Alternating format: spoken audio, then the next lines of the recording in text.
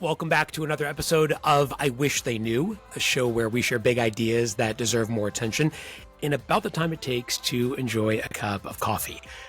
I'm Joe Hirsch. Today's wish comes from David Rendall.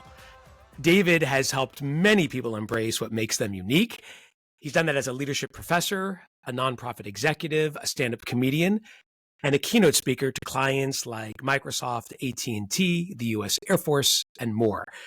He's the author of 4 books, including The Freak Factor, The 4 Factors of Effective Leadership, and Pink Goldfish. And if you're watching this today, you know exactly what I'm talking about. When he's not on stage, David competes in ultramarathons and Ironman triathlons. I'm still working my way up to half marathons, but I feel like I'm getting closer. Dave, thanks for joining me today on the show. Welcome. Yeah, I did. I was going to ask if people watch because our backgrounds are wildly different. I was going to joke that I was trying to make sure I matched the intensity of your background with mine. So it's a study in contrast, and I'm sure there's some study that someone can do on personality types and video backgrounds, right? Yeah. You went minimalist. I like it. Thanks. Well, the show is maximalist. There we go. So what do you wish more people knew? I wish they knew that the things that they thought were their weaknesses, their parents, teachers, employers told them that they were their weaknesses. I wish they knew they were their strengths. I wish they knew that the seemingly worst things about them were the best things about them, and how that could change their life to understand and apply that. So for you, this really is more than just a mantra. It's a series of moments going all the way back to your childhood.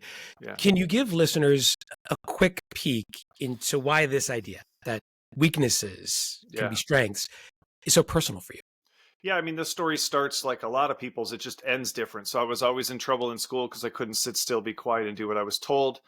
Normally, and especially in the 21st century, that leads to a diagnosis of ADHD. That leads to all sorts of trips to the principal. That leads to some medication, some IEP meetings with the family. And that's something we still accept, 40 years since I was growing up. And so that's how it started. And for most of that time, I believed that I needed to learn to sit still, be quiet, and do what I was told. I believed that something was wrong with me. I believed that my parents knew best, that my teachers knew best, that I was a problem. And as an adult, I was volunteering for the Chamber of Commerce. I was working, helping people with disabilities. And part of the responsibility was to kind of open things up before the annual banquet.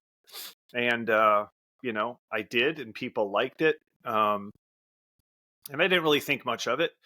But I was reading Now Discover Your Strengths, actually listening to it in the car. And I remember distinctly I was in a car wash.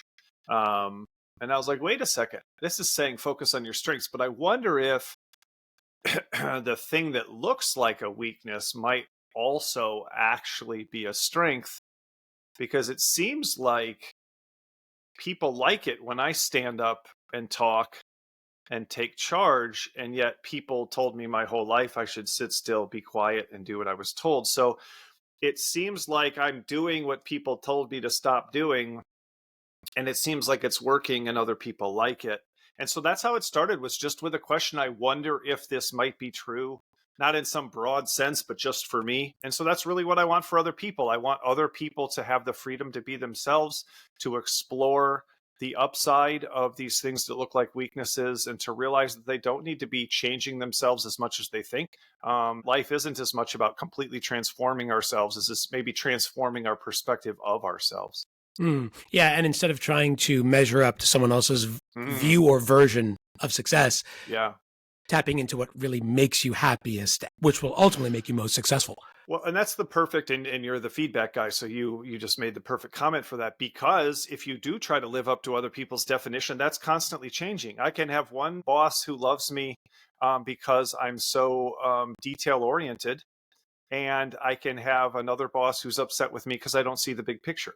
It's the same thing, And I can have a boss who loves me because I have big ideas, and I can have another boss who hates me because I don't execute on a daily basis. I'm the same person. That person just either likes me or dislikes me, not based on success and failure, but based on their preferences for how people should do things, or their preferences for what should be done. And so going around trying to live up to other people's definition of success is just flying all over the place and never hitting the target. And once you do, you bump into somebody else who changes the definition. This takes a lot of self-awareness. That's probably the first place it starts. And for you, it sounded like this realization unfolded over time, maybe crystallized in a particular Yeah. moment in that car wash. But it also seems like it requires a healthy dose of courage. To me, it takes a lot of courage to keep going to, oh, I'll make this person happy. I mean, maybe it's naivete, I'll make this person happy. I'll transform myself to be everything this person wants me to be, but I'll also transform myself to be everything that this person wants me to be. So I think ultimately it's the safer path, if that makes sense. And it's actually the more reasonable path. I mean, I have a master's in counseling psychology. I studied psychology for my undergrad. And the real thing I learned is people don't change that much. We have this wild idea about how much people change and about what people change and all this kind of stuff. And the reality is you have a core of who you are and you sort of change around that, but you don't just jump out and become something else. And again, what people need from you is all over the place as well. So I think it's actually the safest path. It's the most reliable path. It's the path to fulfillment and happiness and acceptance and all these kinds of things. But I think it does take courage, to your point, because we live in a world that is constantly trying to turn you into someone else, constantly trying to get from you what they want from you, constantly trying to tell you who you are and who you should be. And so it does take courage to fight against that. And so that's what I would encourage to most people. Start the journey, right? Take a step, move in that direction. With me, it started with a question. Ask the question, test it, see if this seems to be true for you, and start to move slowly in that direction. You don't have to throw it all away and try to change everything all at once. As an educator and a father of four, I can't agree more with the premise, and especially the implications it has for the way we parent, for the way we educate, and especially the way schools are designed and run. I'm wondering, however, for my leadership listeners out there, what all this means for the workplace. You can find companies that put a premium on strengths. They do job crafting where they tailor the strengths of the individual to the work that the individual does. But as you and I both know, when we're talking about offline, those are really the exceptions and not the norm. Yeah. So can all this work in the workplace, and what can companies do to make that happen? Yeah, I mean, I was just talking to a CEO of a smaller startup about this yesterday. I created a tool called Amplify, which is an assessment, like you said, the self-awareness. So I created an assessment to help people with this. My speech always ends with a quote from Peter Drucker, who's the father of modern management. And he says, organizations exist to make people's strengths effective and their weaknesses irrelevant, right? So on its most fundamental level, that's what successful organizations do. And to your point, that's what very few organizations do, right? In fact, most organizations seem to exist to do the opposite, to make your weaknesses really, really relevant and to actually make your strengths ineffective by telling you to leave those alone for right now and let's go fix the weaknesses and turn you into someone else and focus on the things you don't have and add on to this stuff let's put that on cruise control. And so I think it's really simple. What organizations should do, it's join in the process of self-awareness and awareness of the person's strengths and weaknesses. If you're a leader, you should want to know about your own strengths and weaknesses. You should want to know how they're connected. That, a simple example is, somebody tells you, oh, Joe, you're persistent. Someone else tells you you're stubborn. What the freak factor, what Amplify shows people is that's the same thing. Persistence is sticking with things longer than most people think is reasonable. Stubbornness is sticking with things longer than most people think is reasonable. So as a leader, I can either tell you to stop being stubborn, or I can realize that you're going to win for us as an organization. You're going to win for me as a leader, and you're going to win for you as a person by being more persistent. And it's also psychologically, physiologically impossible for you to be more persistent and less stubborn next year. And so what leaders do is they basically do four things. They help you turn up the volume on that unique strength-weakness combination you have. We call it a defining feature. They give you the opportunity to be more persistent instead of telling you to dial it back, which is the opposite of what most people do. They help you find situations that reward you for that. So they put you on a project that hasn't been working and needs some persistence, right? Or they put you on a project that has no end point and is going to require a tremendous amount of persistence, or that other people have given up on, or they just flat out straight up ask you, what are some things that you'd like to dig in on that you've been asked to let go of? They allow you to avoid activities that require you to be super flexible and let go of things, right? So there's this other thing that's constantly requiring pivoting, and they tell you, you don't have to do that anymore. You can focus on the persistence things. And then affiliation, they help you partner with people who are strong where you're weak. So they basically give you an opposite partner that you can consult with, that you can connect with, and that you can share work with. So stop doing certain things. Who's going to do it? They're going to do it, right? So for example, maybe you're real tough on people and you've got somebody who's really sensitive. You can partner with somebody who's also really sensitive, and you can tell them harshly, because they know you and understand you and appreciate you, what the feedback needs to be for the person, and then they can sort of be your interpreter, right? So you don't have to get kinder or more sensitive or softer or nicer or less direct. You just need to talk to your translator, and then they go talk to that person and say, hey, I was talking to Joe, and there's some things we need to work on. So those are the 4 things. Create an environment where people can turn up the volume on who they are, where we're not constantly trying to get people to moderate, reduce, and eliminate their key characteristics, right? And that's most environments, because we think, just dial it back a little bit. But fit matters. If those things don't help your organization, then that doesn't make sense. So find alignment if possible. Where are the situations where this activity is a strength instead of a weakness? This characteristic is a strength instead of a weakness. Give them permission. And most people would agree with that. They struggle with give them permission to stop doing things that don't fit. That's just the job. Everybody has to do that. That's just the way things are. This is just a reality. So that's really the core. Almost everybody goes, alignment, strengths. Yeah. Job crafting. Perfect. And you go, okay, so they don't have to make those calls anymore. Oh, no. I mean, everybody's got to make the calls. Like everybody's got to go to the meeting. So the company I'm still working with, they do these client roundtables, and the one girl loves them and she's in client support. The other girl hates them and she's in client support.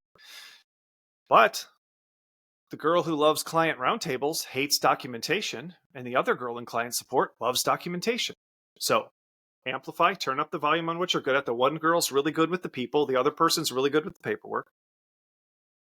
Alignment. Give them both the opportunity to turn it up by doing more of that. Give them both permission to stop doing the opposite thing. And affiliation, they're now partnering with someone who's strong where they're weak, which is someone literally in their same job category. This isn't an assistant. This isn't some other person. This is someone with the same job description. And now I'm just handling that. You're handling this. And so those are the 4 things in action for an organization.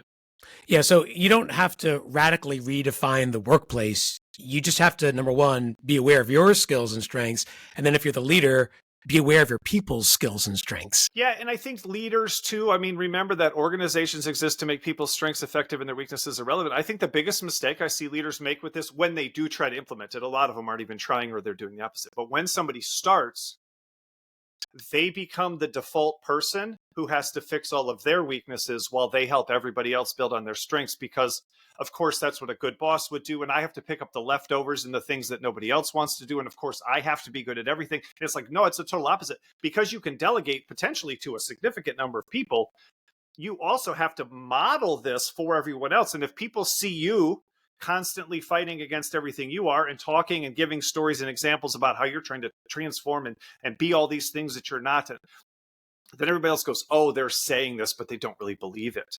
So you have to be the one who says, hey, I don't do this anymore. Hey, I'm amplifying. Hey, I'm aligning. You have to model this and give yourself permission to focus on these things as well. I came across something you said recently. It struck me, and it went like this. You can try to force people to do things that do not fit them, but they will never do it at a level that will fuel their souls. A skeptic might say, well, it's called work for a reason. It's not supposed to be fun. It's not supposed to fuel the soul. Yeah. Your response? It can be that way. And then that's why you have to spend so much time managing people, because you're trying to force them to do stuff they don't want to do. Most management is required because we just go, well, no one's going to like it and everybody dislikes it. So I have to monitor, I have to punish, I have to incentivize. Everybody has a different preference. And there's almost certainly somebody who wants to do what needs to be done. Almost certainly. So one of the things that makes me happy is accomplishing things, regardless to some extent of what those things are. I get pumped when I clean out my DVR on my television, and I've watched all the shows. So I do think there are bigger sort of aspects of people's personality. People want to work with others. Okay, I don't like this work, but at least I get to work with others. People like to be active. I don't like to do this, but I like to be active and I like to work with others. So elements of any work, I think, can tap into people's personalities, to their type, and make them feel fulfilled and give them meaning and give them success, regardless of whether it, it hits those other targets. Yeah, it's about finding alignment with the things that ultimately matter most to people. Yeah. Well, this conversation has been fuel for my soul. David Rendall, thanks for sharing your wish with us today. Yeah, thanks for having me.